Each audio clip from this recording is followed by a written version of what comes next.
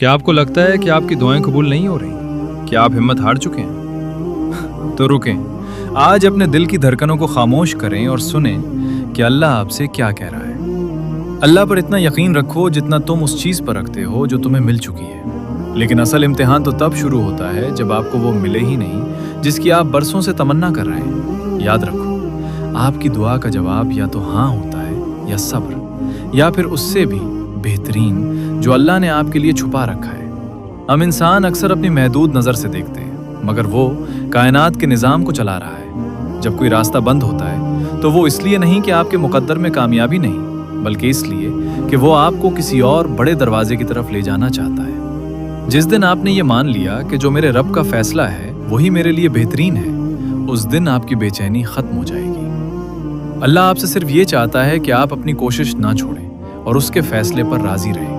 यकीन माने, सब्र करने वालों के लिए वो दरवाजे भी खुलते हैं जो बंद लगते थे। मेरी बात याद रखना, अल्लाह कभी भी अपने बंदे को खाली हाथ नहीं लौटाता।